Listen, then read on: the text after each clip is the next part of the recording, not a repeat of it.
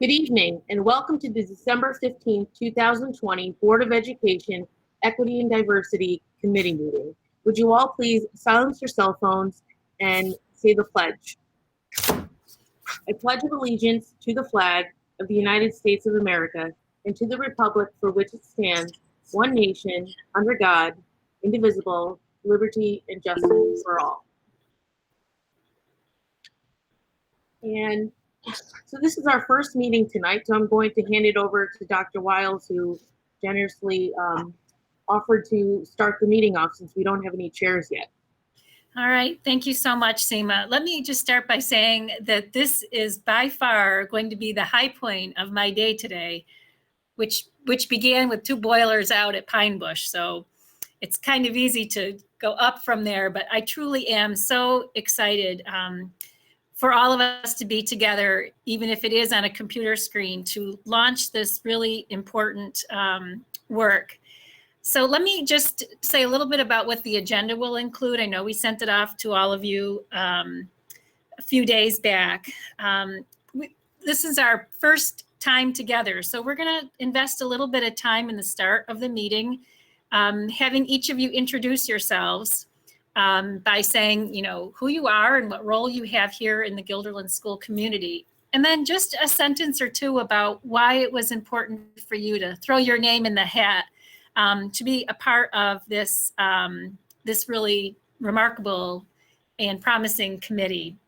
So I'm going to try to hold everyone to about a minute because we're a lot of folks here. But I think it would be really wonderful for you to hear from each other about your interest in being part of this.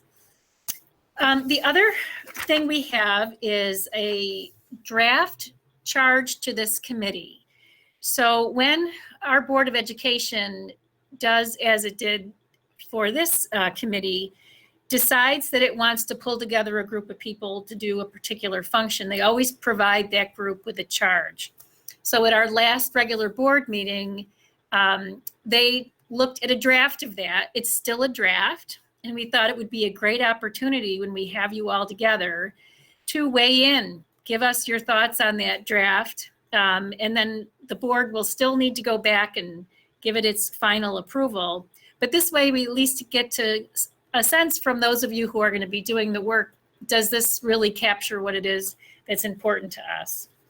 So we're going to have that kind of discussion before we do the next business part of this meeting, which is to select, and I'm going to recommend co-chairs of the committee who will kind of take the reins from me at that point and really become the leaders of this work and facilitators of future meetings and the people who help coordinate the agenda and serve as a liaison to the district office and those kinds of things. So you'll have a chance to learn who each of you is and talk about this charge a little bit, and that might help you think about who among you might want to be co-facilitators. And we're going to use a process like our board always does, which is to solicit nominations, and then we're going to try to do a vote, which will be a little bit hard. So I may reach out to my district office peers on this call, Damian and Regan, to help me count. Because I'm a paragraph person more than I'm a counting person in the interest of full disclosure. And then the last piece of business tonight really is to maybe the hardest thing of the night, which is to figure out when is a good time for this group to meet. And I'm going to guess it's going to have to be in the evening, given your varied schedules. So, our Monday's better, Tuesdays, Wednesdays, Thursdays. So we'll need to pin that down. We're hoping to meet about monthly over the course of our work. So that's our plan. I'm hopeful that we will not keep you too long this evening. We plan this for 6:30 to 8, but if we can wrap up even before then, I'm sure you will all be okay with that. So without further ado, I would like to see if there is someone willing to get the ball started with their introduction, which remember, 1 minute. This is my name, this is my role in the district, and this is why I want to be on this committee. I think Joe Otter raised his hand. Yeah. Joe, welcome. Thank you.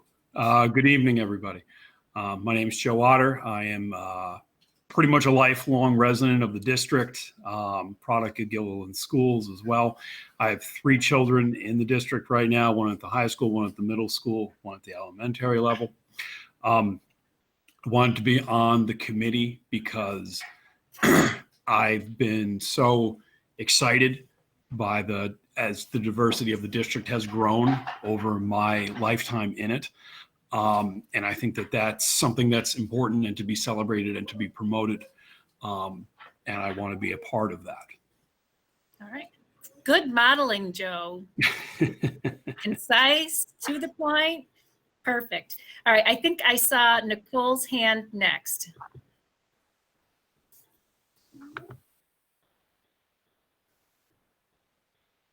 Nicole? Oh, I think Nicole might be frozen. There we go. I'm trying to there you unmute. go. My mute button was being a little delayed. Can you hear me? We can. Okay. Sorry, I don't know what's going on with this computer. But anyway, thank you all for your help too with the audio. I think I figured that out. My name is Nicole Aldi. I am also a parent of 3 children, one that's in the middle school, one that's in the elementary school, and then one that will be coming up in a couple years through the Guilderland School District.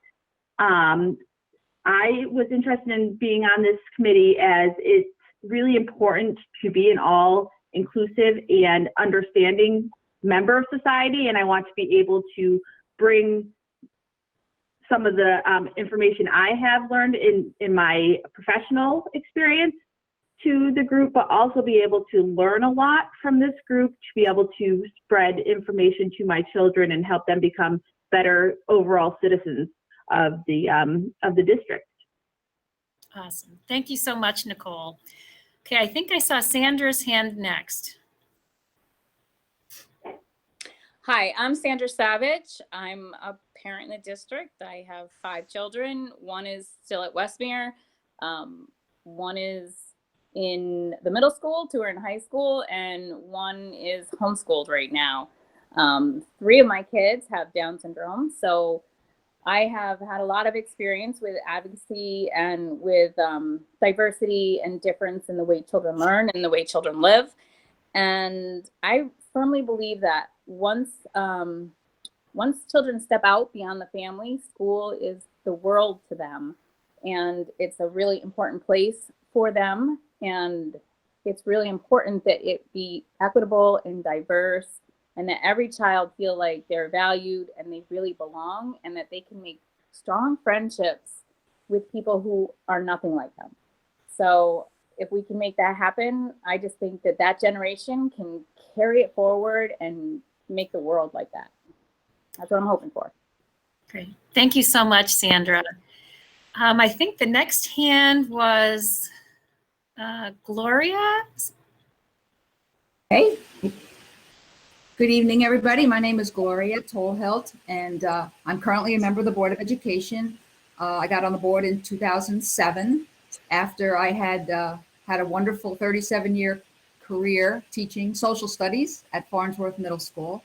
So I'm a lifelong Guilderland person. My 2 adult children graduated through Guilderland and are both off on their careers, one teaching and one in computers. Back in 1971, when we started the middle school, and it's always been district part of our vision and our mission that we seek to educate all children and to give them the opportunity to become all they can be. I started at a time, as Joe pointed out, when there was no diversity. And I've watched the district grow in so many exciting ways. And I'm so excited about this committee because I think it's an opportunity for us to really take that mission and vision and make it even more real as we move forward. Thank you, Gloria. Nedra, you're next. Hi, everyone. My name is Nedra Irway. I am an ENL teacher at Farnsworth Middle School. I'm very, very excited to be here. My main reason for wanting to join this committee was, of course, my students being such a wonderful, diverse group of kids.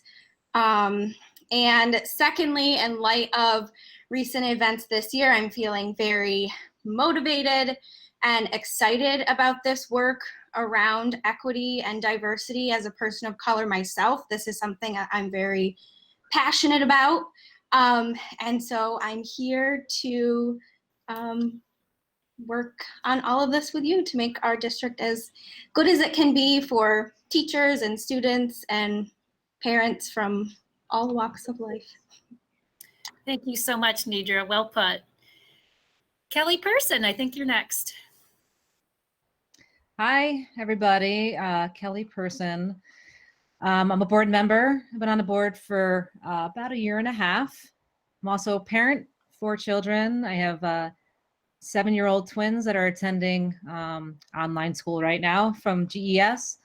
We have a 4-year-old and a 1.5-year-old in Trail.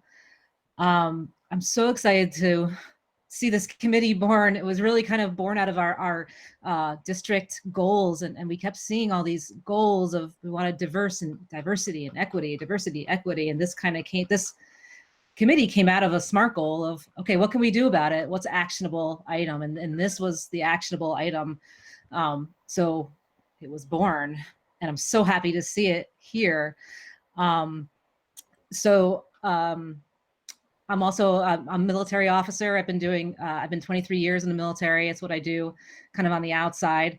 And I can bring experience from that, but I'm here to learn, and I'm really excited to be part of this group to be able to implement, or I'm in a position to be able to implement, the processes or whatever comes out of this great group of people. So excited, and I can't wait to hear about everybody else's backgrounds here. Thanks, Kelly. Louis, you're next. Oh, yes. My name is Louis Liu. My son is in the kindergarten of Linwood Elementary School. I'm a researcher in IBM Research. My job is to identify and solve problems. I moved in Guilderland 8 years ago.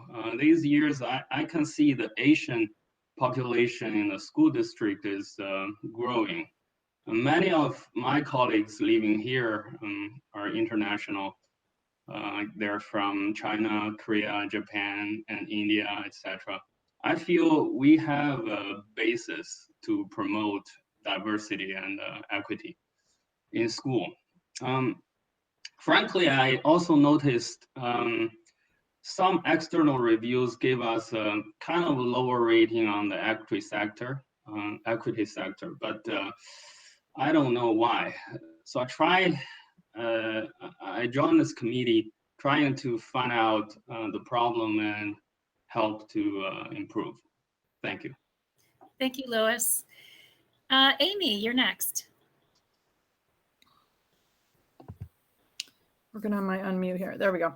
I'm Amy Horalchuk, and kind of on this in 2 roles momentarily, but for the next 2 weeks, I've been working as an assistant principal at Guilderland High School, but I'm also, like Joe, a lifelong resident of Guilderland, was in a class with Joe in high school, right, Joe?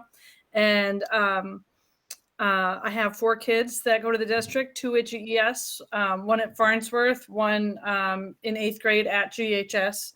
And, as an educator for the past 20 years, equity has been a huge passion of mine. And I've watched and helped the schools that I've been in move forward from the idea of celebrating diversity to really creating a more equitable environment. So I'm really excited to be a part of this committee to help Guilderland take the next steps from being happy that we are a significantly more diverse community than we were 30 years ago, to really making sure that all of our residents, regardless of what box they choose to check for various reasons, feel welcome and safe and home here in Guilderland. Thank you, Amy. Dee, you're next. Hi, everybody. I am Dee Johnson. I'm the elementary librarian at Westmere. And unlike many of you, I did not grow up in the Capital District. I grew up about as far north and east as you could get in New York before entering Canada, where diversity was non-existent growing up. So moving to the Capital region, I have a Farnsworth middle schooler, but being an educator, a wife, a mom, a community member, I've become more and more passionate about acceptance. And in my opinion, Guilderland already does a great job with that. So embracing more of that, I think, is amazing. As a librarian, I think of all the amazing literature out there and how that can help in facilitating the many aspects of diversity among the school community, among the students, among the parents. So I'm looking forward to serving on this committee. Great. Thanks so much, Dee. Andrew, you're next.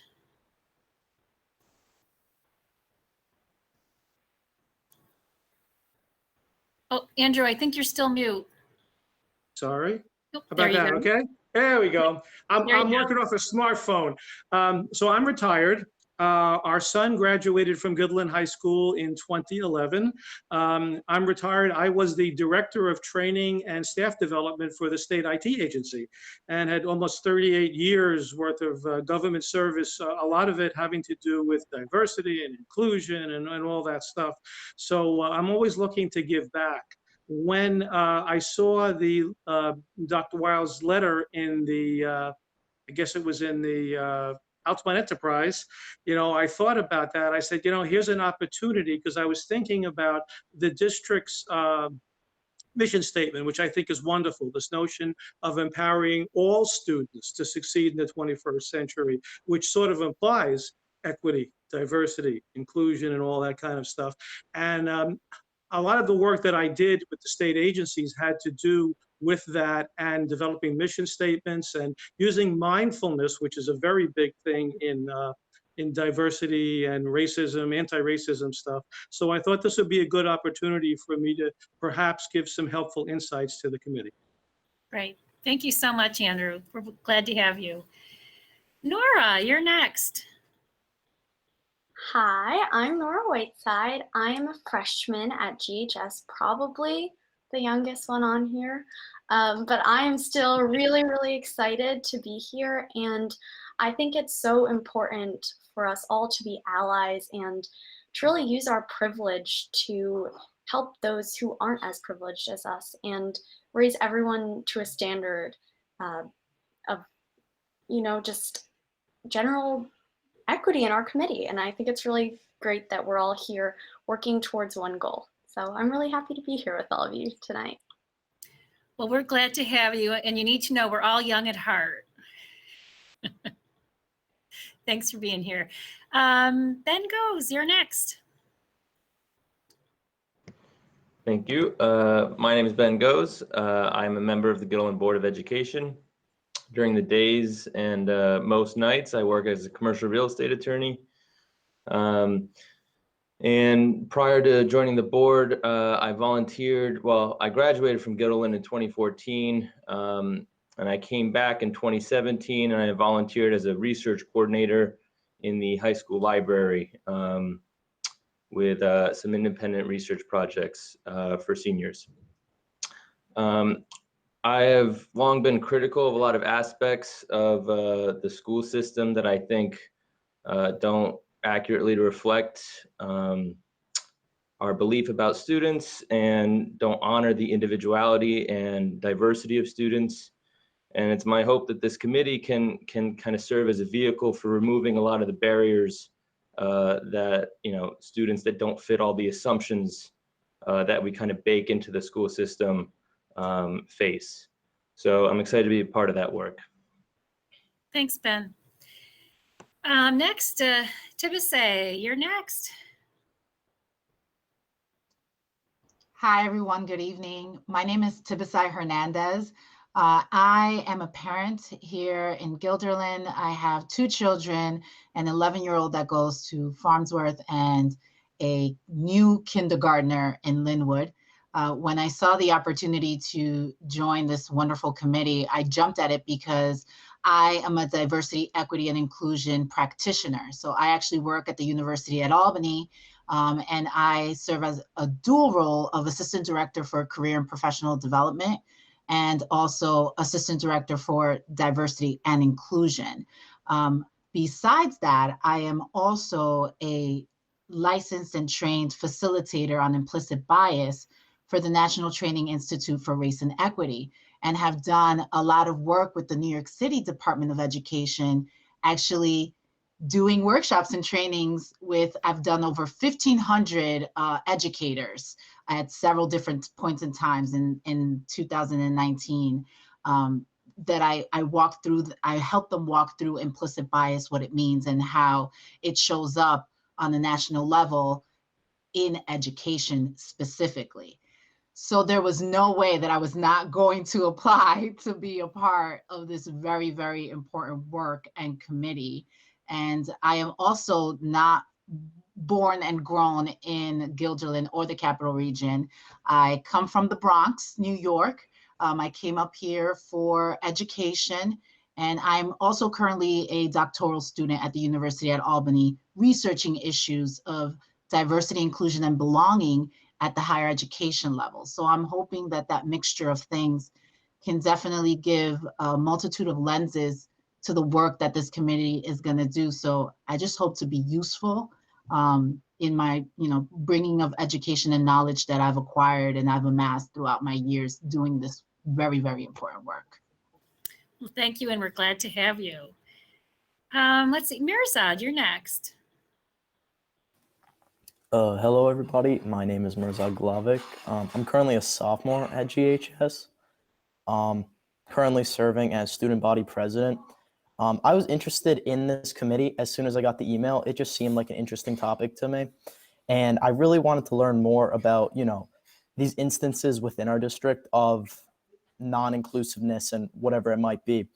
And because of that, I want to try and influence a feeling of mutual respect among all students within the district and however it might happen. So essentially just trying to work together as a group to mitigate situations regarding injustices and whatever it might be within our district to make it better for those who come after us and just leave a good footprint behind. Thank you. Excellent. Thank you so much. Leah, you're next. Hi, everybody. Can you hear me? Great. I am Leah Threet. I have a second grader who is at Guilderland Elementary School and is currently in the remote learning classroom and loving it. I also have two nephews, one at the middle school and another at the elementary school. I'm a local attorney with some focus on human resources. So I'm kind of somewhat versed in sort of the conversations around diversity and inclusion in businesses and corporations and what are the parameters. And I think people are often pleased to find out that you can do a lot more than you think you can. And it's not a bad word or not a thing we can't talk about and be excited about. I really wanted to join the committee because I had a wonderful 2 years first being here with my son as a African-American woman who was the parent of a mixed race child. I was a single mom at the time. And we have just been so welcomed and have really found the classrooms to be inclusive and helpful to my son fitting in. And so I just kind of wanted to get on that train because I think the district is really going places with this and I wanted to be part of that. Great. Thank you so much for sharing. Maxine, you're next. Hi, my name is Maxine Alpart. I'm a sophomore here at Guilderland High School. I was interested in serving on this committee to make a difference in our community and make it an even safer place for everyone to be heard. In order for there to be a more positive change, I think it's really important for students and young people to be involved in these discussions. Right now, it means a lot to be included in this change, and I'm really excited to be able to step up and represent those who don't have a voice and represent everyone in my student body. Well, we're happy to have you too, so thank you. Elizabeth, you're next. Okay. Hi, I'm Elizabeth Floyd Mayer. Until earlier this year, I was a reporter at the Altamont Enterprise. And over the course of working there, I wrote several stories, kind of in-depth stories about the school district. The first one was one where I had just noticed, I think it was Joe said that the school district was much more diverse these days, but that the faculty really wasn't. And so I kind of wanted to look into why that was and whether there was anything we could do about it. And that story led to some other ones about the curriculum and things like that. And so I've been really interested to see what are some of the areas where things can just be improved so that different people's life experience is more reflected in the curriculum, for instance, or faculty is more diverse, which benefits everybody, not just students of color, but everyone benefits from having teachers of all different kinds and different backgrounds. So I also have a daughter who goes to Farnsworth. She's in 7th grade. And she is half Black, so that does give me a kind of a personal stake. We've been really lucky with great teachers, but I am, like I said, really interested in the curriculum and think that it could possibly, go further in terms of, showing a world that isn't necessarily all determined by the white people, showing a world that is like narrated by others other than white people. So anyway, that's kind of my background. I also lived overseas for a long time, which gives you a kind of a sense of cultural relativity, I think, and of knowing that this reality isn't the only one out there, which is, related to this, the idea that people come from different backgrounds and they're all equally valid. So that's my experience. Thank you, Elizabeth. Thanks. Nora Ebersman, we have 2 Noras on this call, but Nora, you're next. That is the first time, like everywhere there was like 2 Noras. Remember that? But my name is Nora Ebersman.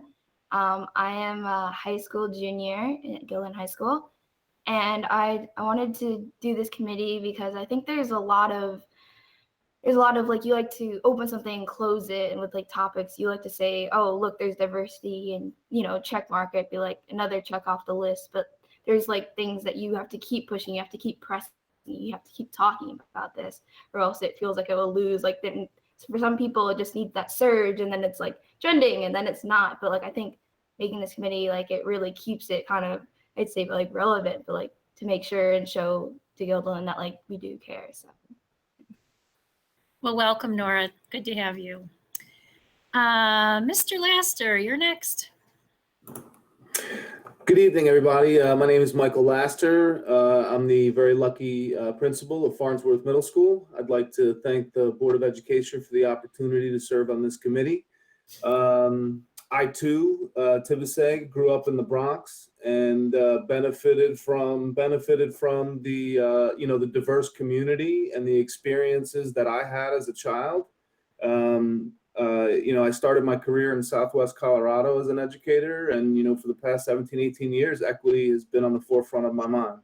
When I came to Farnsworth in 2013, we began talking about things that I value, such as inclusion, social equity, cultural responsiveness, and implicit bias. So I'm really, really excited that that conversation that we've been having for a while now at FMS is expanding into the community and across the system. So I'm really excited to be part of that growth and seeing if we can do a better job. So thank you. Thank you, Mr. Laster. Barbara, I haven't seen your hand up, but we'd like to hear from you too. My turn now? Your turn. Okay. Hi, folks. I'm on the school board, been there many years. I have 5 children that are graduates of the district. And I've served these many years because my main goal is allowing every single child to learn to their full potential. From research, we know that the kids learn best when they feel safe. They develop a personal relationship with the school staff and their peers. and are challenged. That's the main thing. I have learned that some of our former students and current students, have expressed disenfranchisement. And so I'm basically here to find out how we can correct that. To gather information from people that work in this area, because I really want all of our students to be comfortable in our environment, be challenged to their highest potential, and be respectful, as one of the students said, to their fellow students, teachers, staff. And I think this committee is well on its way to helping us do that. So thank you to everybody who has agreed to participate. Thank you, Barbara. So we have a couple invited guests on our call tonight, and I'm going to give them each a chance to say a word before I give Seema the last word in terms of introductions. But one of our special guests is our Assistant Superintendent for Curriculum and Instruction, Dr. Damian Singleton, who's had his hand up patiently. So it's your turn, Damian.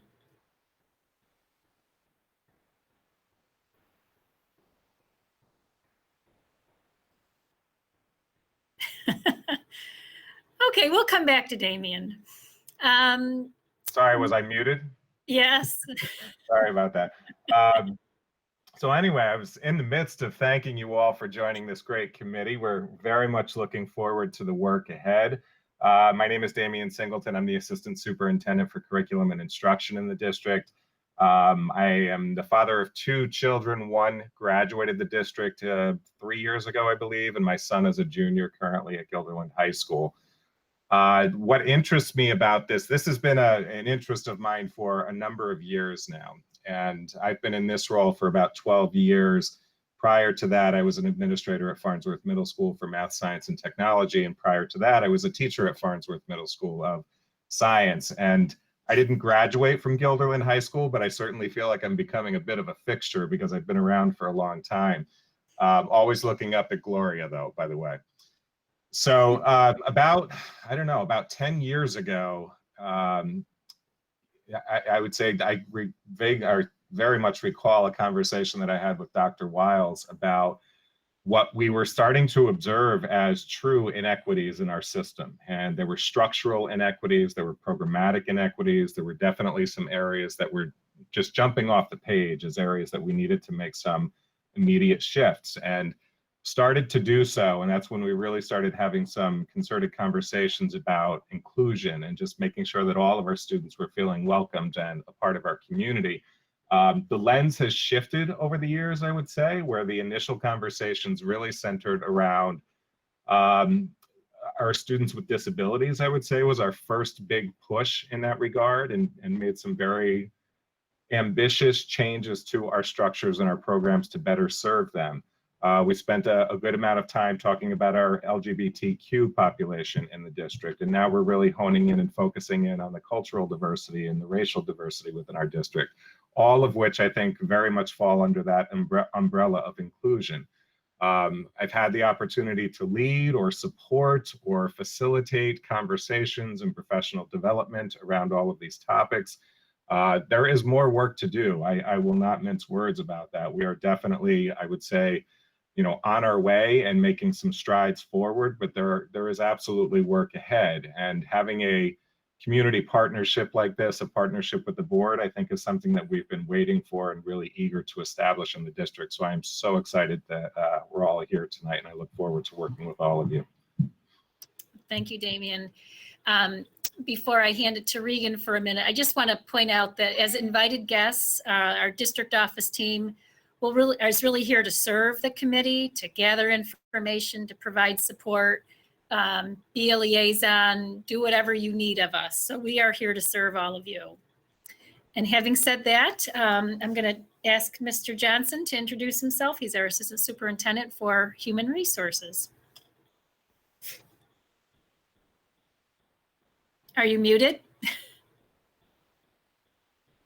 We're on these calls all day long. You would think we would have it down.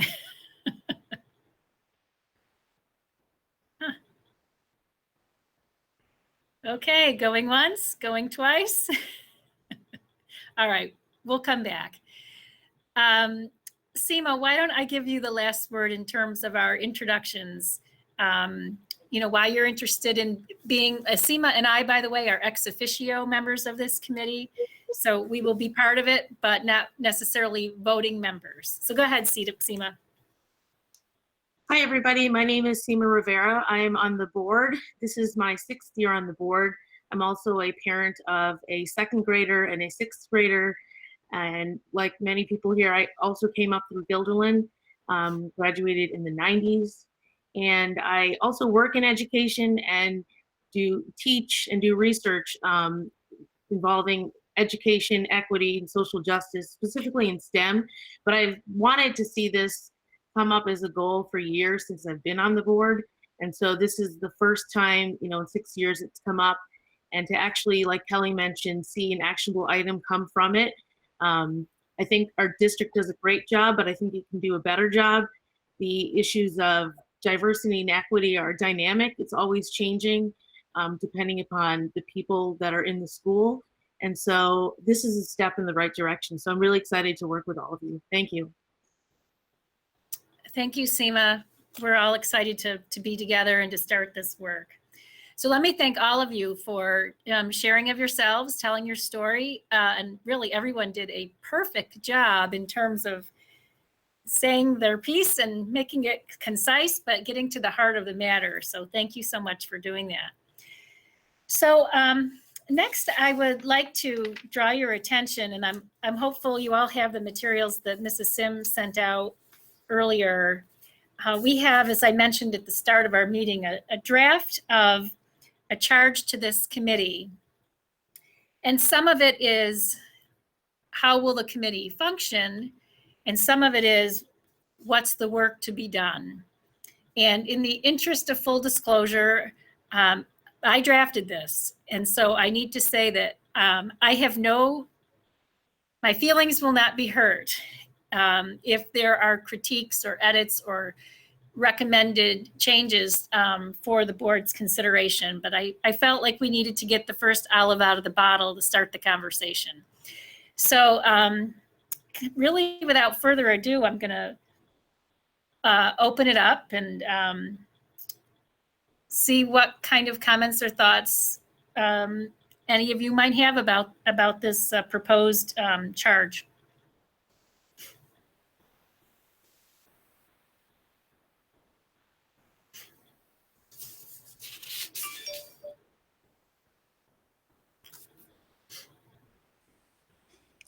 I really liked it. I didn't have any comments or changes.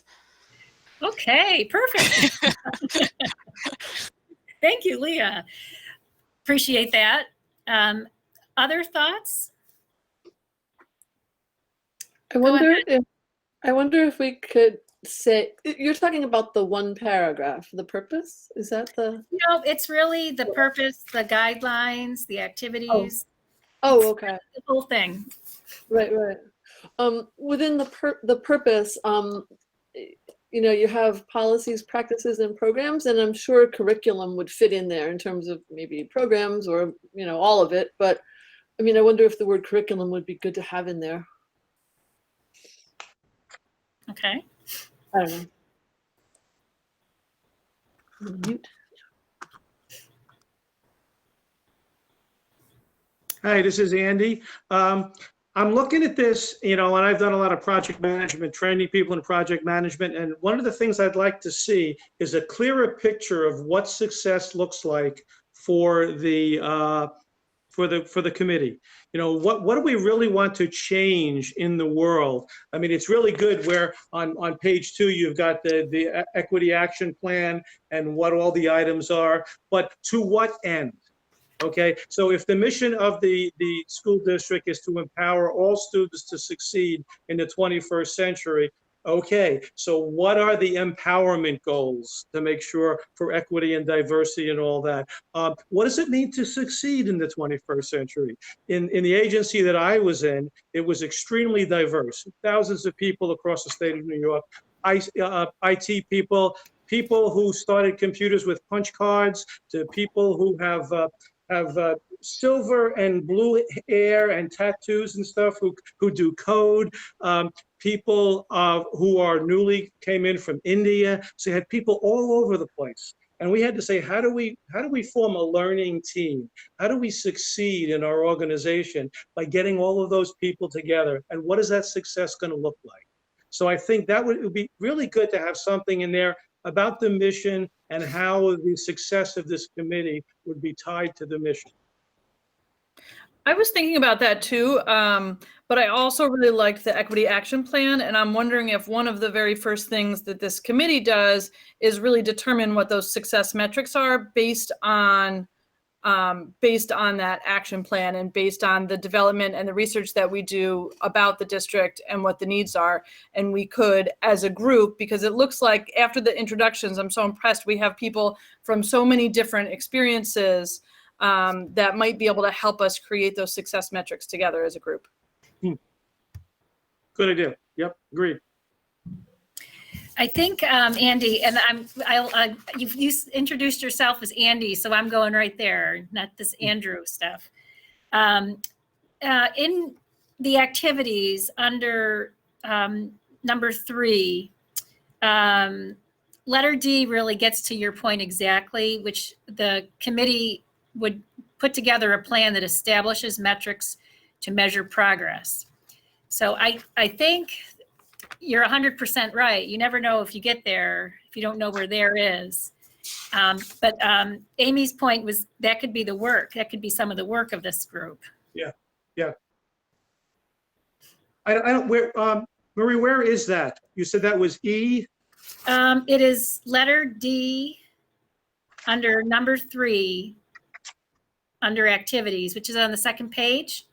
Yep, I got E's reports progress to greater community. Right above that. Establish metrics, D, gotcha. Okay, right, yeah, so the metrics to measure process, okay, gotcha. I think that's a good idea. Maybe that should be number 1, as was it Barbara recommended, because that's what we're all aiming at. The first point is, what are we doing? Well, what's our goal, right? Because everything we're doing needs to feed that goal. Okay, that's a good point. Thank you. This is Kelly. I feel like it needs to, I don't think this work won't be done in a year. It won't be done in 2 years. It won't be done in 5 years. I feel like it might, I don't know how to put it in there as far as, I think it might change all the time. Depending, I don't think we're ever going to get there, wherever there is, and be like, okay, committee's done. I think it's going to be a long term. I think our kids may still be working on this, when they have kids. So I don't know if there's a definitive answer, but there's definitely intermediate goals I think we could work towards. Kelly, you raise a great point in that this is not a task force. We've had task force before, and they have a particular job to do, like figure out school start times or whatever it might be. And when they finish the task, they disband. But this is now a standing committee of the board. So it will, I hope, continue to exist for many years to come. Now, the faces on the screen, or someday I hope the faces around the table will be different, but the work won't go away. The other thing we're being really careful to do is we're not calling this an initiative. That's like just not a good word to capture. This is really a way that we operate and see ourselves, and not a project. But that's a great point, Kelly. I can put the word standing in here somewhere, standing committee, to underscore that more. Yeah, I don't know what the right word is. I think you have that in there, Marie, under operational guidelines is standing.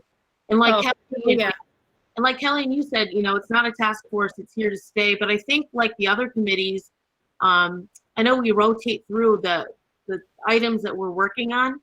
And so it might be useful to think about, I guess, on the activities section, the areas of need, come up with that list, and then think about how we rotate through that.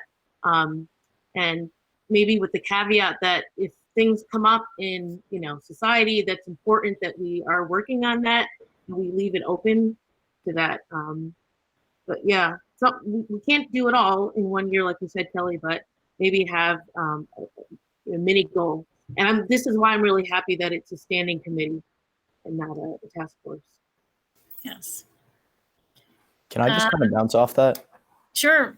Well, I was going to say, I think it's important that we set goals. Goal setting is one of the most important things you can do in life. But off of that, we have to remain fluid, because as the times change, everything is uncertain.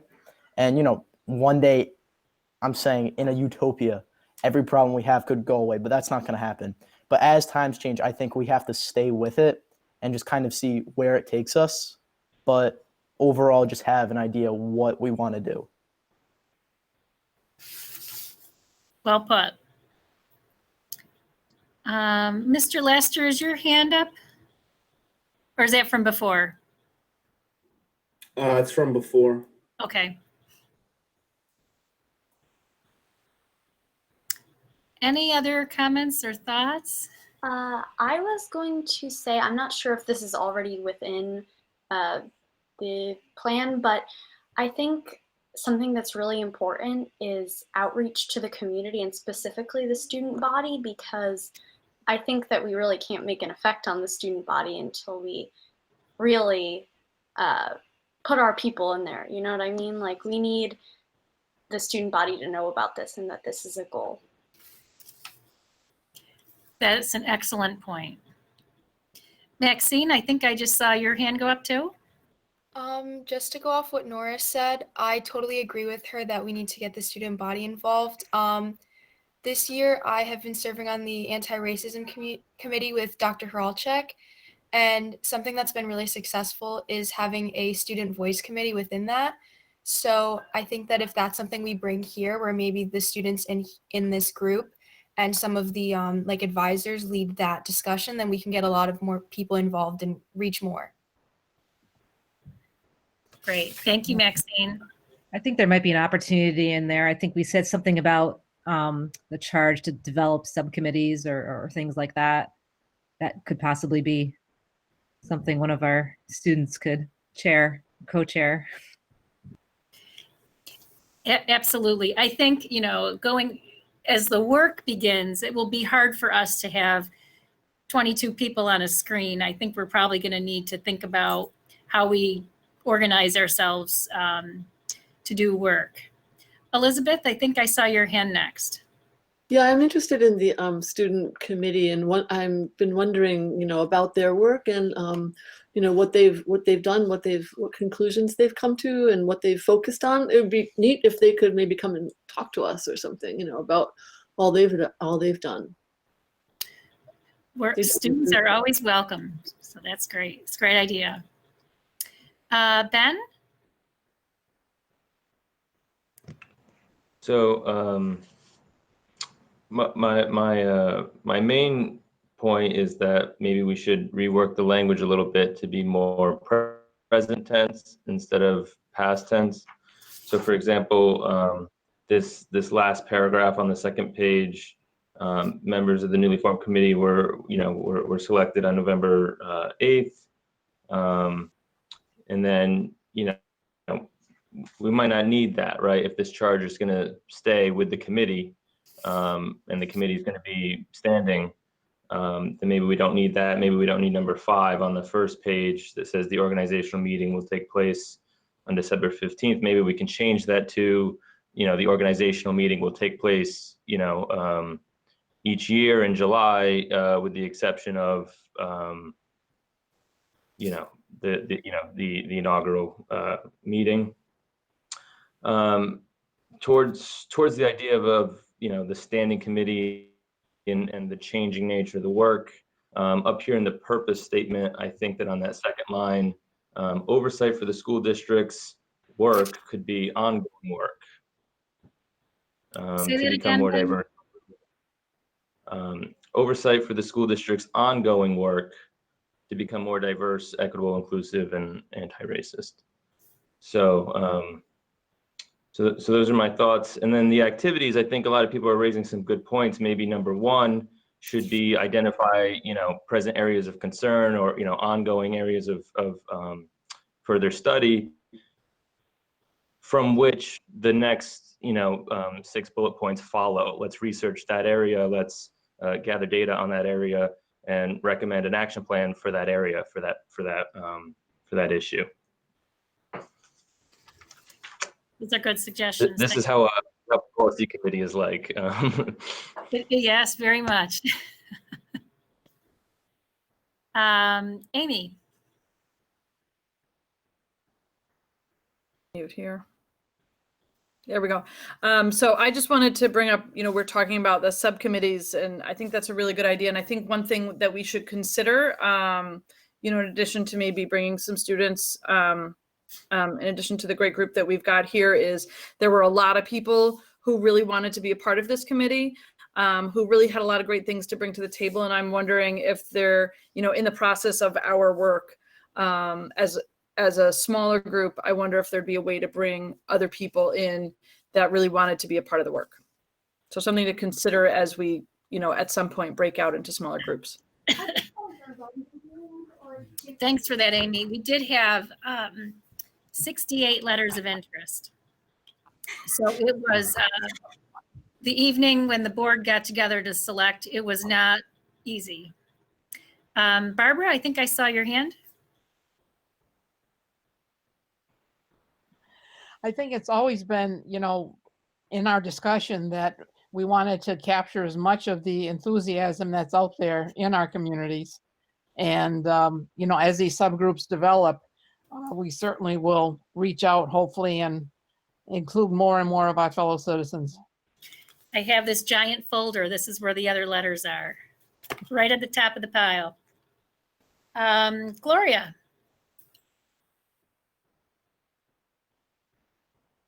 Muted, Gloria.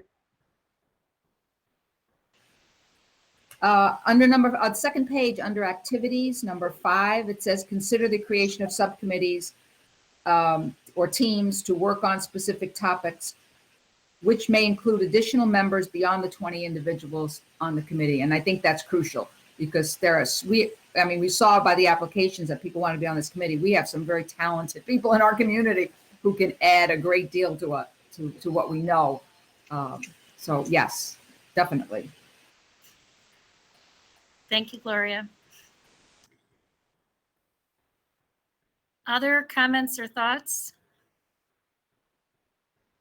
Marie, so after the co-chairs are decided upon tonight, maybe in the next meeting, they can come back with a suggested list of subcommittees or, the next steps, I guess. And it sounds like that's going to be one of them. Yes. Like you were saying, there were so many people who wanted to be involved who couldn't. We couldn't have like 68 people on this committee, but I know a lot of them still want to participate. So that would be great. Yeah, absolutely. So yes, co-chairs, your work will be cut out with assistance, of course. Anyone else with any thoughts or comments? I mean, obviously, if something comes to mind afterward, you can always double back. Leah, I think I see your hand. Yeah, just a question. As we do this initial assessment, it would be helpful to get some kind of document or list of what you're describing in section 7. Like what will the resources be at our disposal? What kind of subscriptions do we have? So that's something we could do in our early assessment work. That'd be helpful to know what tools we have. Okay, that's a great suggestion. Gloria? Well, I know I personally am looking forward to the learning part of this, my participation. So I think there's got to be a point where we are reading materials, discussing materials, but also sharing them out. So some sort of a way of getting that material out to the community. What's going on? What are we reading? What's helpful? I think this is going to be a whole learning situation for us 20, but also beyond this. We want to encourage as many people as possible to read what we're reading, discuss what we're discussing, and to become involved in the conversation. That's a great point. Thank you, Gloria. Nicole.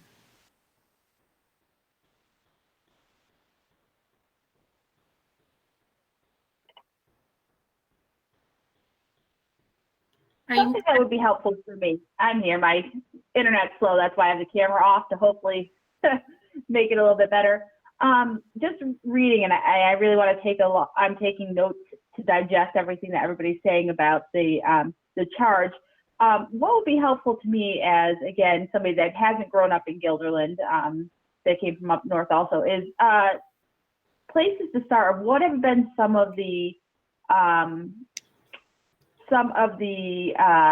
instances or reports? I know the Altamont did stories on some of the past students and their experiences. So for somebody like me who wants to kind of catch up or see what some of the past complaints and issues have been, where could we get that information? It's a great question. Damian, did you just raise your hand or no? Yeah, I did. So just one of my other hats that I wear in the district, I'm the district coordinator for the Dignity for All Students Act. And one of my responsibilities under that is to collect, monitor, analyze, review all of the data pertaining to any acts of discrimination, harassment, bullying, those types of activities in the district. So I can generate that data report for all of you. We have to report it back to the state every year. That and something called the Violent and Disruptive Incident Report also has to go to the state, but that's information that I can pull quite easily for all of you if you'd like to see that. Thank you, Damian. Tibisai? Hi, sorry. It's actually pronounced Tibisai. I know it looks strange because of the AY at the end, but it's in Spanish. So it's like taking a big sigh at the end. That's how I explain it to people. I have been to many a graduation where my parents have not known that I graduated because my name was butchered so badly. So now I try to correct with no, I don't feel a way about it. I want to be honest about that. I was going to say in hearing that question about the data, thinking about our bias response, how do we collect data? How do people actually submit, incidences where they have felt not included or they have felt discriminated against, microaggressions, all of those things. So that might be a potential goal of this committee to look at, okay, how is it that people are actually reporting these issues, and how are we as a committee providing resources to the individual? Is it anonymous? I think that all over the country, people are creating these bias response teams and systems. So that might be something that would be helpful. But I definitely think that Damian having the data of what's happened can help to lead us towards more goals, because it's going to bubble up. Okay, what are the pressing issues that are happening throughout our community or that have happened, so that way we can start attacking those things first. Not to say that other things aren't important, but we really want to make sure that if there is an oppressive system somewhere and the trends and the data are suggesting that it is bubbling up over here, that's where we want to hyper focus. And to what everyone said about this work not being a one-off, it's not. I always think about Native American sayings about 7 generations ahead. So you always want to think 7 generations ahead. Our impact is not going to be probably even with our own children. But what we're doing is creating the foundation that's going to lead to a systemic change. But that comes with time. So I'm glad that that's being said as well, and that we are situating this as a standing committee that's data-driven and intentional. I also think it's important in the fact that, some people weren't selected. What I liked and what I was looking for in the document was some suggestion as to the representation be proportionate to our community. And for transparency's sake, like letting people know, what our demographics were and thinking about, okay, well, how does the composition of our committee mirror or not mirror the demographics, and giving some data around why or why not it mirrors or does not mirror the demographics of our community, because we want to make sure in terms of that the different cultures and communities in Guilderland are represented. So we want to model what we want to see in the schools, right? Which is, that representation being there, but being transparent as to how we got there. Thanks for that. Ben? Yeah, when we first kicked this off, part of it was inspired by looking at the ESSA data that Damian showed us way back, I think last January, and kind of seeing, zooming in and seeing the breakdown between, the achievement rates of students with disabilities or economically disadvantaged students, broken down by race, broken down by age, broken down by school. So, I think that's also a wealth of data that we can look at, and to Basai's point, that we can focus in on the problem areas. Exactly. Thank you, Ben. Barbara? I don't know if it's appropriate now to answer Nicole's question, but if you recall, and stop me if you want me to stop, the phone call that we received on a Zoom call with a number of graduates, former graduates, did share a lot of some of their frustrations. And I don't know if it would be appropriate to share some of those things now with the group to answer some of Nicole's questions of what partially prompted this whole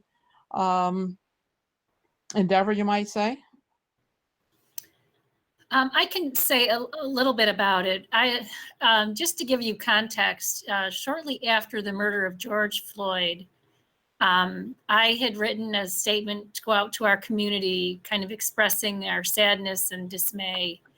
And to be honest with you, I received a letter from a student who graduated here from 2012 who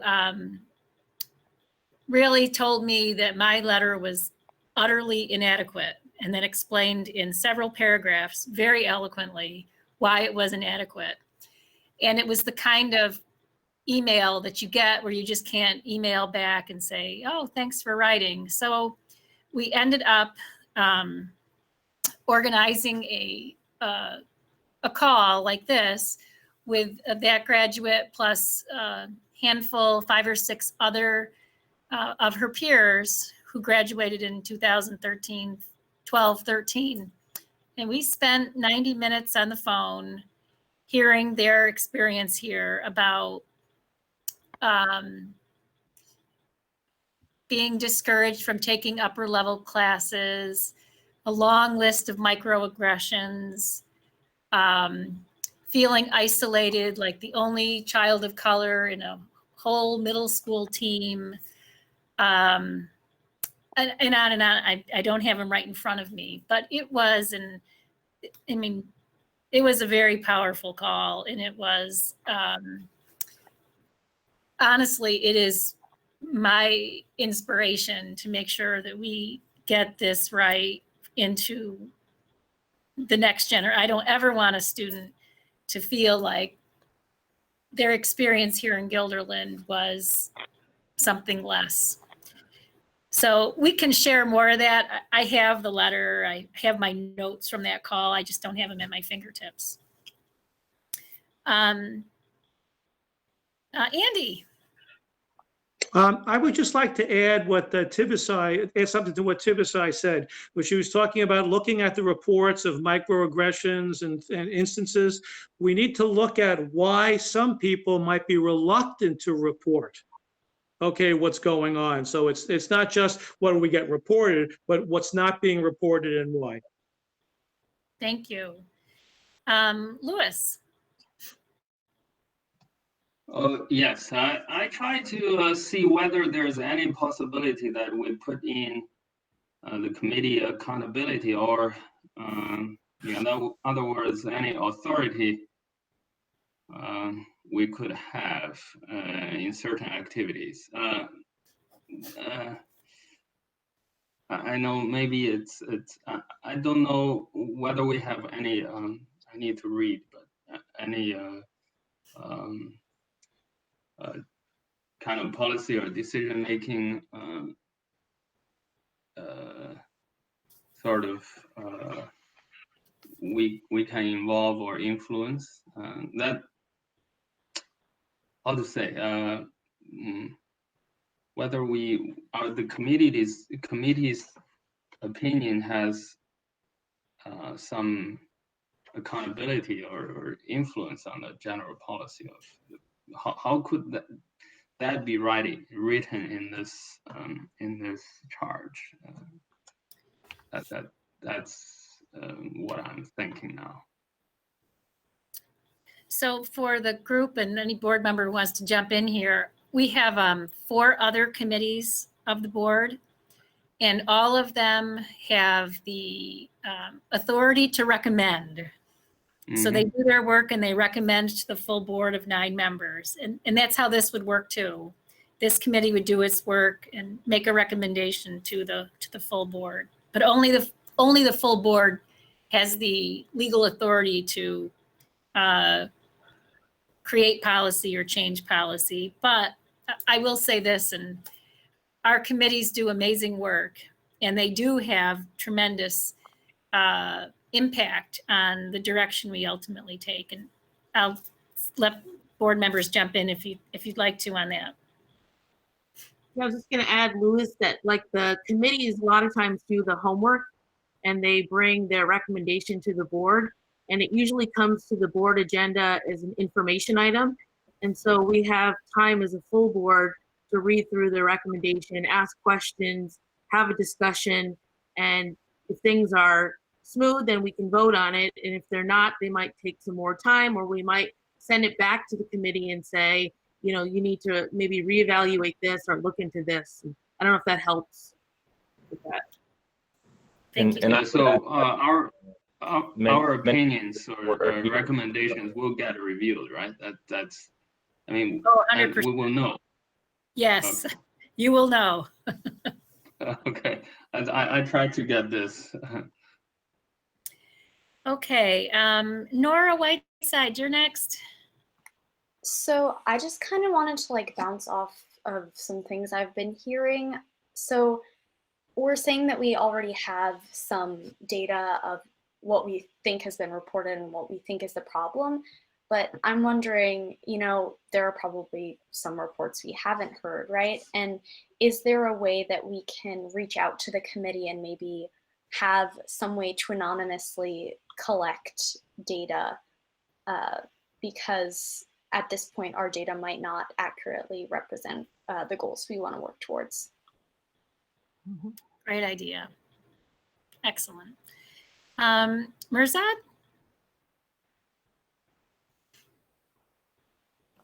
I just want to reflect on what Mr. Genovese said, in the fact that we were speaking more about like how to accurately collect data regarding this. But I feel like a lot of the time there's this underlying possible fear, like say it's an instance regarding a teacher, there's a fear of like retaliation, like, oh, you know, something's going to happen to the teacher's going to get talked to, or whatever the issue might be, so we can try and mitigate the issue. But there's this underlying fear of retaliation in the sense that, oh, they can work, like, you know, they can affect your grades, or there'll be more bias, maybe more microaggressions, whatever it is. So I feel like there has to be a better system that we can implement in order to actually accurately collect data in an equitable way. Great point. Joe? 2 brief points that I wanted to make. I did want to just say briefly that when I had served on a committee a handful of years back, when that was discussing the excess space that we had in the schools, I felt that the committee was given a lot of opportunity to be able to speak with the public, given resources to get that task done, and we're viewed as a viable resource to the district, and that what we concluded and shared carried substantial weight. The other thing, reflecting on what Nora and Mirzad said, some of the things we might have to look at would be surveying students in a way that allows them to speak anonymously about their experiences, or focus groups where you can kind of probe and ask some deeper questions outside of perhaps an incident having occurred, allowing students to speak more freely. So those are options we could look at. Thank you, Joe. I'm taking lots of notes just so in case you're worried. Okay, let's see. Damian and then Tipasai, and then I'm going to say we need to kind of wrap up because I've got my eye on the clock. But Damian, go ahead. Just very quickly, and I'll echo some of the things that were just shared by Nora and Mirzad and Joe. One of the data that we have on hand, I would say, is data that is reflective of incidents, things that were reportable incidents. And I think to the points that you've all made, I think one of the areas where we don't do a great job and need to improve is data that's either survey-based or perception data. Because a lot of what we heard, for example, on that phone call that Dr. Wiles was sharing information about was not necessarily an incident, but it was a feeling, and it was a sense, and it was an observation. It was the feeling of being welcomed or part of a community or not. And those things are largely perception based. And I do think those are really critical points that were just made as we go forward and think about data beyond just that is reported. Thank you, Damian. Tipasai, you get the last word on this part of our agenda. Well, I was going to say that trust agency is something that this committee is going to have to build. And that's really going to be crucial, especially with our student representatives that are here, that we are ambassadors in our community to get the information. But the reality is another student is going to trust a student more than me, a stranger that they've never met before.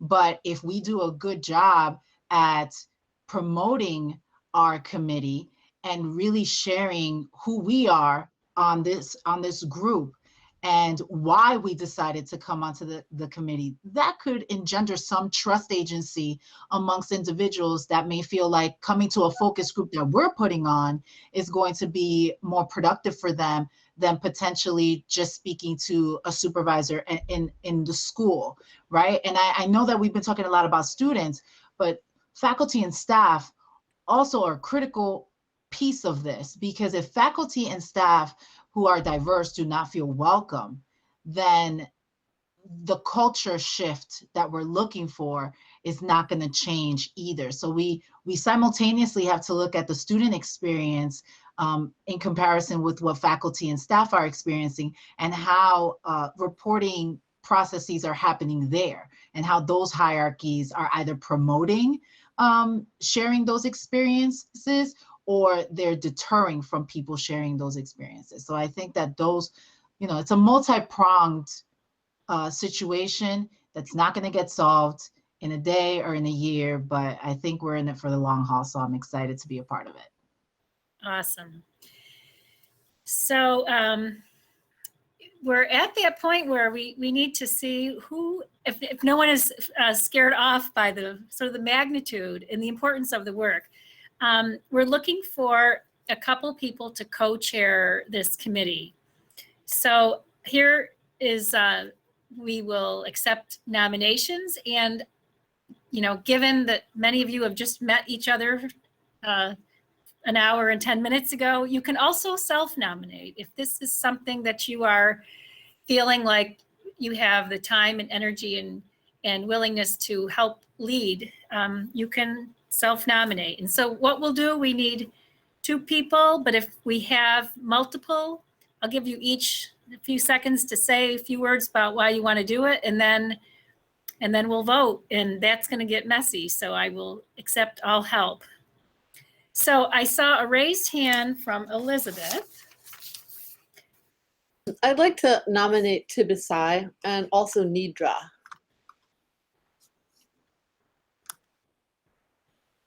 Okay.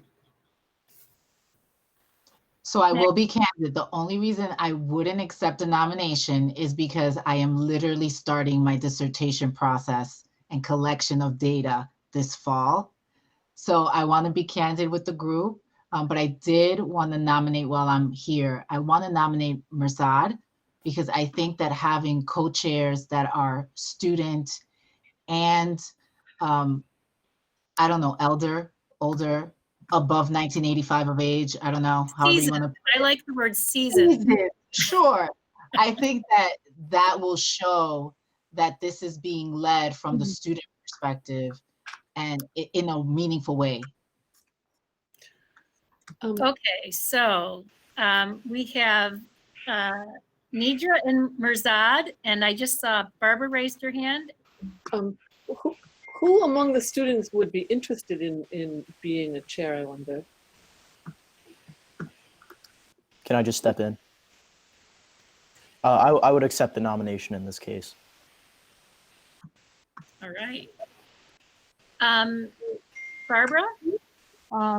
Where Amy has already done such yeoman work on this issue, is intimately involved with the students, I think she would be a natural if she would be willing to accept the nomination. Okay, that was a yes. Gloria? Well, Barbara took it from me. I was going to ask if Amy would be willing. I know she's, making some changes now, but I know she has the respect of the kids at the high school for sure for her work there. So I think that would be a big plus, and the staff as well. So I think she would have a great deal. I was going to say Tibisai, but I respect the fact, Tibisai, that you are going to be overwhelmed, but you're my other one. I thought did I see another hand go up? Kelly, yes, I did. Maxine. Sorry, I just want to second the nomination for Mirzad. We have a lot of classes together, and he's like a really natural leader in class, and I really think that he would be like really good for this position. Also, Dr. Hralchek, I've worked really closely with her in the anti-racism committee, and I really have a good relationship with her, and she's like a very good leader. And for voting, there's a feature in the Google Meet where you can do a poll, I believe. Oh God. I don't know if that's too advanced for right now, but that was so polite of you, Maxine. Okay. But I do wonder though if we need somebody who's from the community. I think Amy is a great choice, but I wonder if we also need somebody who's more of like an outsider in the school district rather than an insider.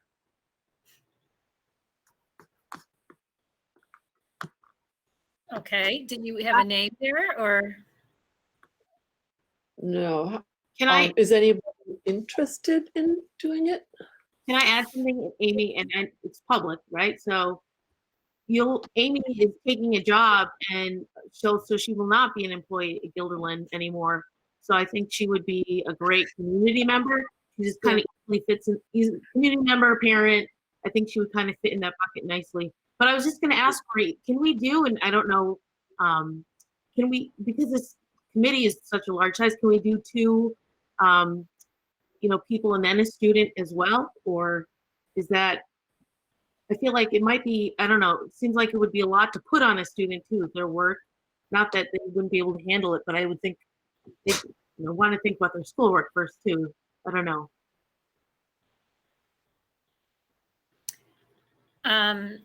Well, let's have Mirzad comment on that. I'm totally open to all ideas. I currently hold leadership positions in like different groups. Like I'm president of the student body, president of investment club, so on and so forth. But I think that it would work either way as long as there's this underlying collaboration among the co-chairs, to end up getting the work done on time before our meetings. So I think whatever a group majority can agree on is the best way to go about it.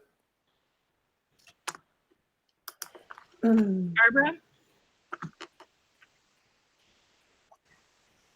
If you're talking community members, we have Joe and Andy, and I know Andy's retired and possibly may have, you know, a little more time to interact, you know, with people.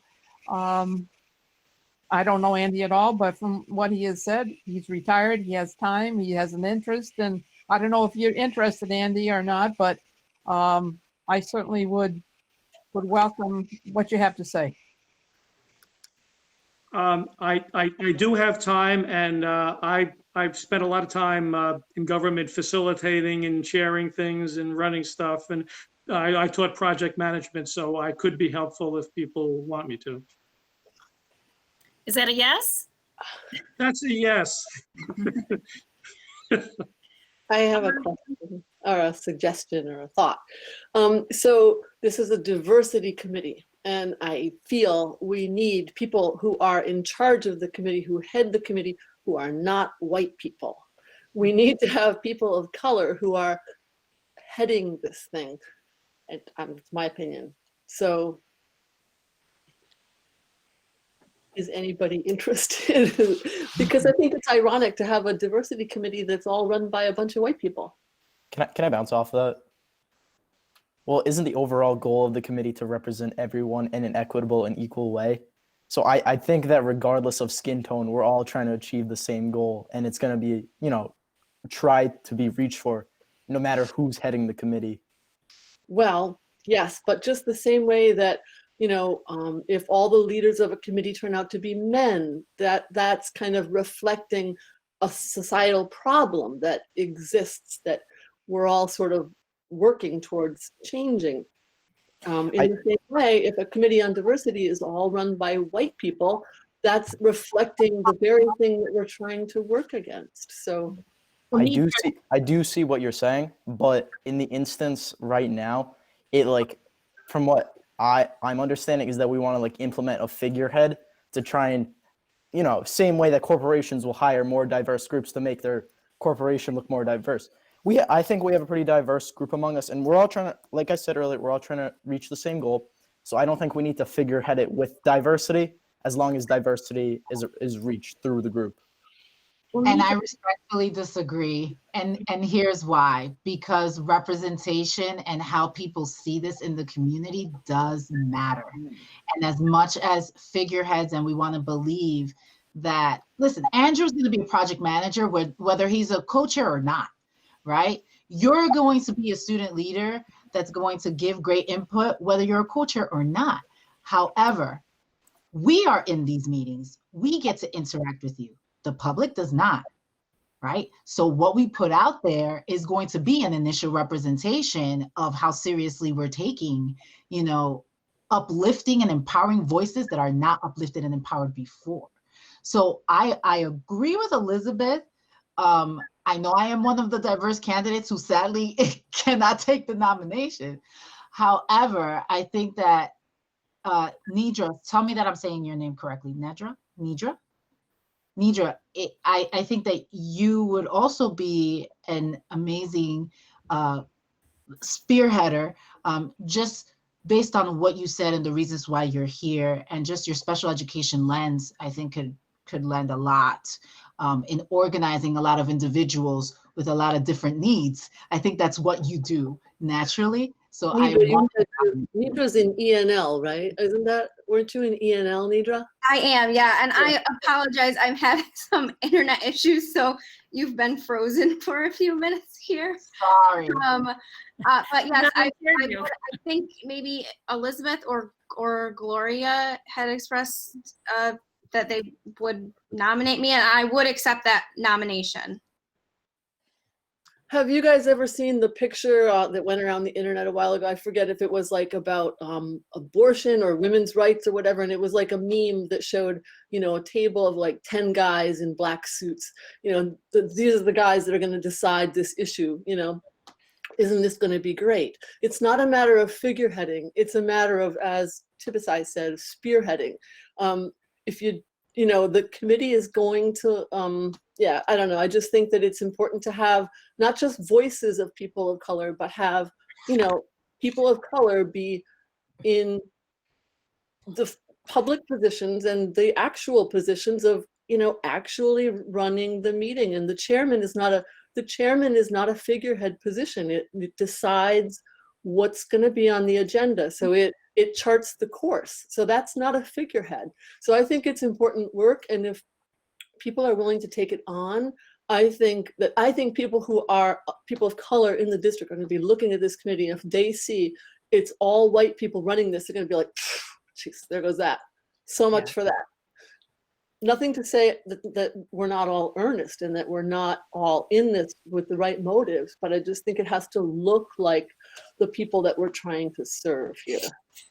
I would agree with that. And I think also having kind of like ears to the ground, being in a school building, that I think it makes a difference getting staff to buy in, or teachers who will actually be engaging and in essence implementing a lot of the things that we're going to be talking about when it comes to creating more equitable school spaces. That, like you said, Elizabeth, it really needs to, I think, appear sincere, and that we have created the same diverse and well-rounded, well-represented space within the committee. Okay, there's so many hands up. I think Nicole has been the most patient here. Nicole, it's all you. Thank you. So I love the idea of the three co-chairs and representing different parts of the school, the community, and the student body. I think something that would be really helpful, and when we're talking about who needs to represent and be a co-chair and really help with forge forward, it does need to be representative of what the community is and who we're trying to work with. I don't know if between now and next meeting, anybody would be interested in listening to the podcast, Nice White Parents.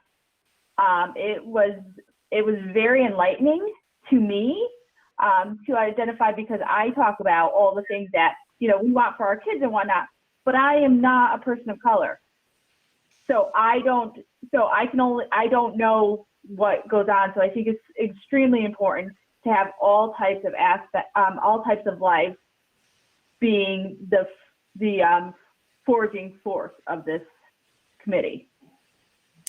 Thank you, Nicole, and for your patience. Sandra, I think you're next. I just wanted to suggest and add to this that I think it's going to be really important for the whole community and student body to see all of us and recognize all of us. So I was going to suggest creating either somewhere on the website or however we think about putting out information, little bits about each one of us and who we are and why we're doing this, so that it's not just the chairs that are seen and seeing, like, who are they? Like, if they see the full picture, and then I do think there should be the diversity in the chairs, but that kind of idea of really, at least in the beginning, I think I would hope that all of us would be giving a lot of input about where are we going, what are we doing, and so I see that as kind of more balanced, at least in the beginning, that the chairs are just sort of more administrative, sort of in the beginning. So maybe if we can just come up with that idea of making sure that there's a way for the community to see the full diversity of this community, who we are and why we say we're doing this. And I just think that will be supporting, because if they only see the three people, they might be thinking, like, who are these people? And so anyway, that's just how I thought we might be able to add to showing the diversity of who's really with this. Thank you, Sandra. I think, Maxine, you have been really patient. So I just want to say, like, all the nominations, I think that everyone is, like, very qualified for these positions. And something that I thought that I might bring up is that I am mixed. My father is white, my mom is Asian. I have a boyfriend who moved here from Turkey. I've been around a lot of different cultures recently. And so I would love to offer any perspectives that would be helpful in the future. Thank you, Maxine. Louis? Okay, yes, I have been listening. I'm not a loquacious type, but I kind of feeling that I can fit. It's not a self-nomination, but I think I can help. I'm usually a executor in my job. I executing real experiments and designs, but I also do some leading work in my experience. If you folks trust me and need help, I can kindly do my responsibilities as a co-chair. Yes. Thank you, Louis. Barbara?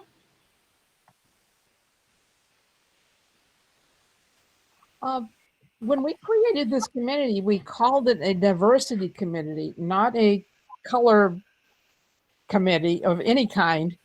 We have wonderful spread of people from the disabilities community, from the foreign language community, from educators, such as Deanne, with the library. And it really is meant to be all inclusive. It wasn't directed at one particular aspect of equity. As Damian pointed out, a few years back, we started the whole idea of inclusion for our disabled kids. And, we've worked progressively towards equity amongst the students that are poor, that our data is showing are lagging behind.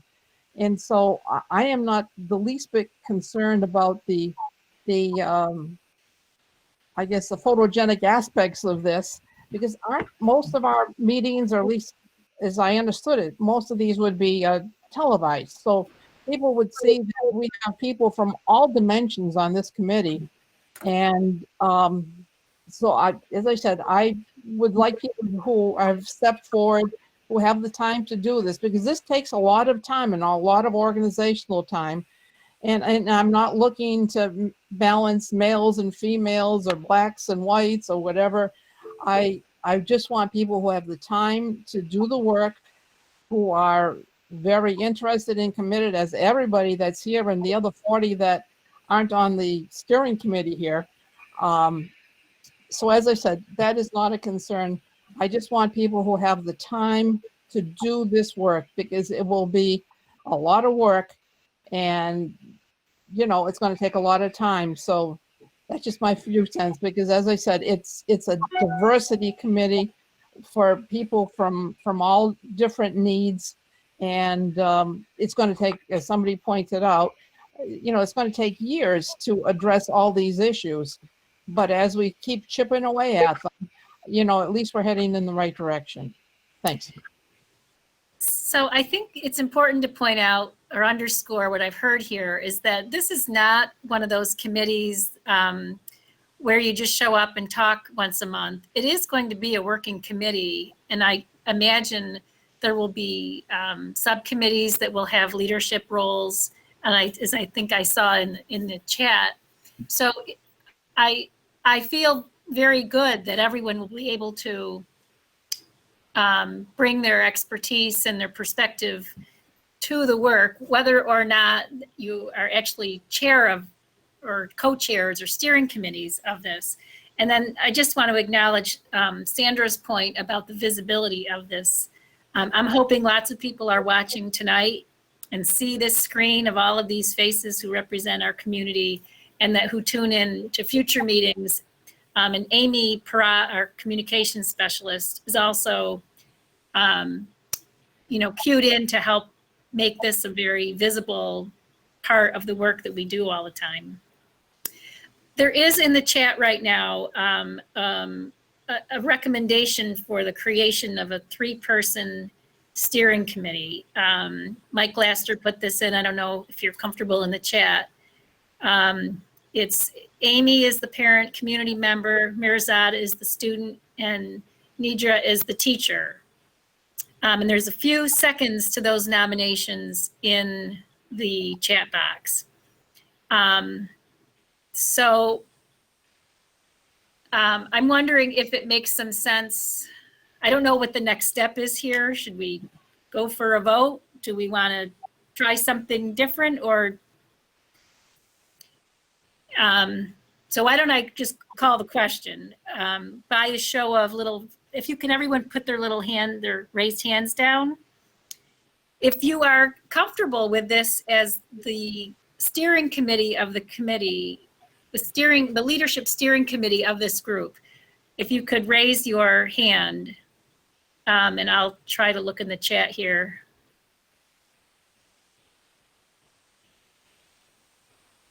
All right, I see a whole bunch of hands up. Are we all comfortable with that? Is anyone not comfortable with it?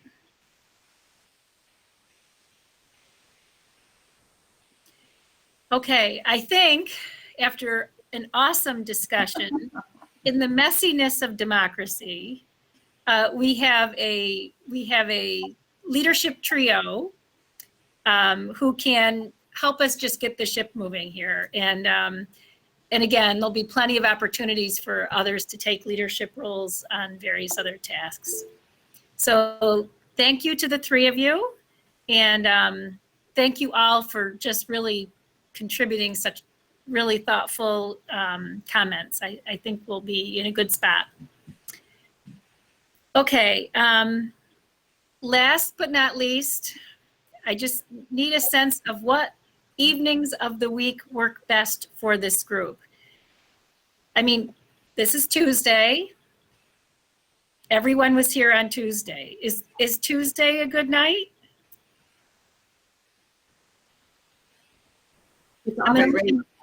Do we raise hands? Yep, or maybe object if it's a problem. I can't do Tuesdays. Okay. I have a class. And okay, so how about Wednesdays?